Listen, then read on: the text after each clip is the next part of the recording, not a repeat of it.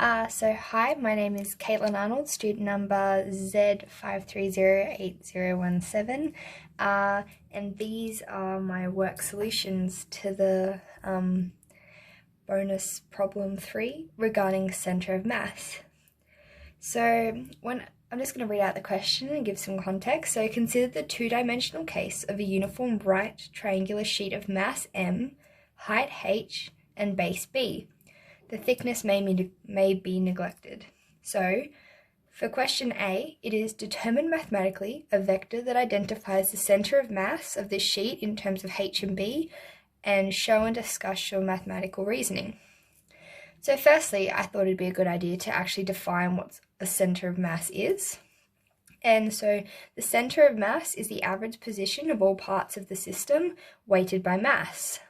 Now, in terms of a uniform triangle, the centre of mass of a uniform triangle is found at the point of intersection of its medians. So that is, the lines joining its vertices to the midpoints of the opposite side. So as you can see, I've drawn a diagram representing both sides. So it joins the corner to the midpoint of all of the sides, and you'll get an intersection point as I've indicated by a dot. Now on the diagram on the left-hand side, I've indicated the direction y is going up the page, that's the positive y direction. The positive x direction is going towards the right of the page, and I've defined the points, so this point here is the point 0, 0. The point up here is point 0h, and the point here is b, 0. So that is just writing out sort of say if the triangle was on a graph, these would be considered the origin, the y-intercept, and the x-intercept, or not x-intercept, but the point at which the triangle, the hypotenuse reaches the x-axis.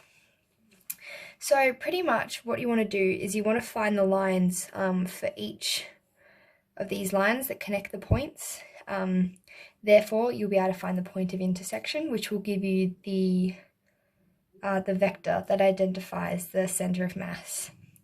So firstly, the line from the origin, so point 0, 0 to point b on 2 and h on 2. So this is the point that's the midway of the hypotenuse, and that is because it is half of h, it's halfway up the h point, and it's also the half of the b value. So the gradient is found as rise over run, and that will give you the value h over b. So writing out the linear equation, y equals h over bx plus c. Now you want to find out what that constant is. So what you'll do is you'll sub in a point that is known. So I subbed in the point 0, 0. So when x is equal to 0, y is equal to 0. And if you sub those points back into the equation, you'll find that c is also equal to 0. So therefore, it's found that y is equal to h on b times x.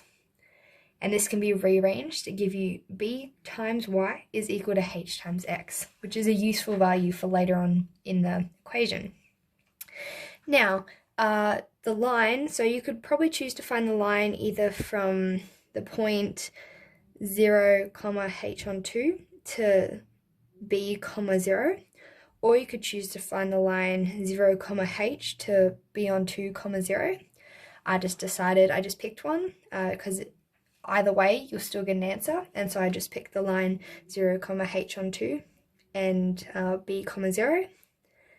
So the gradient, again, rise over run, you'll find that in this case the gradient you'll get is equal to negative h on 2b.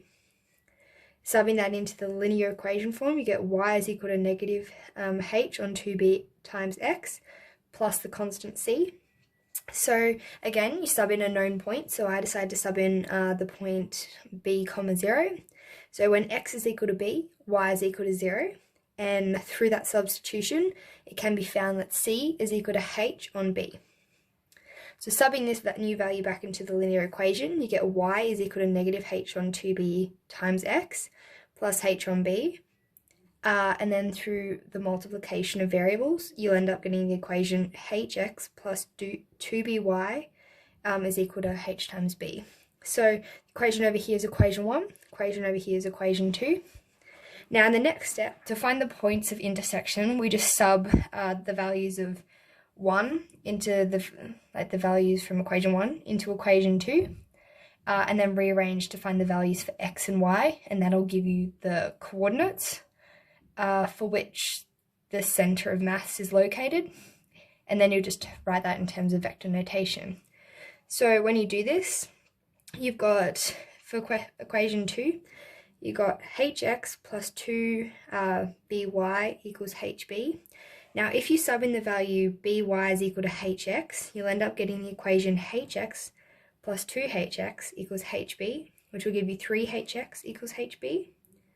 Now if you divide h from both sides, you'll get 3x is equal to b, and therefore you'll find out that x is equal to b on 3. Now same sort of situation, hx plus 2by equals hb. If you sub in the value that hx is equal to by, you get the equation by plus 2by equals hb. Therefore 3by is equal to hb. Dividing b from both sides will give you 3y is equal to h, and therefore the y point will equal h on 3.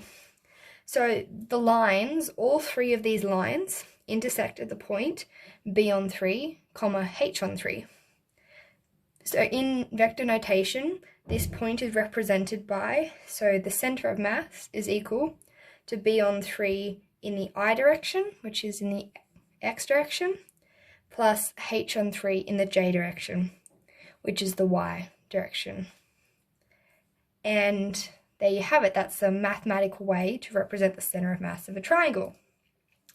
Now, part B of this question is more of a physical component. So you've got using paper or cardboard or plastic and some form of suspension device, so string or wire. Build a model that demonstrates the center of mass of such a right triangular thin sheet. So I have mine here, just a piece of blue tack. So I got some wire, piece of blue tack, and it sits rather flat. And you can see I've drawn the lines on the triangle and placed my blue tack at the very center, and this demonstrates that mathematically, the mathematical equation, it has been proven in a physical sense.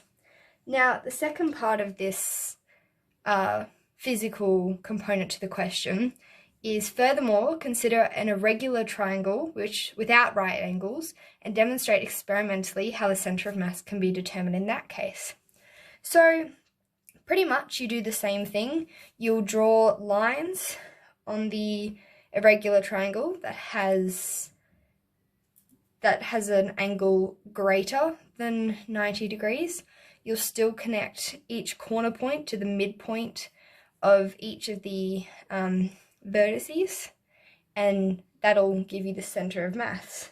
So I have also done that experimentally. I've got my triangle, it sits perfectly flat, and as you can see, it's got an angle greater than 90 degrees, and that represents the center of mass. How the same sort of formula and application, mathematical application, can be used regardless of if the triangle has a right angle or not.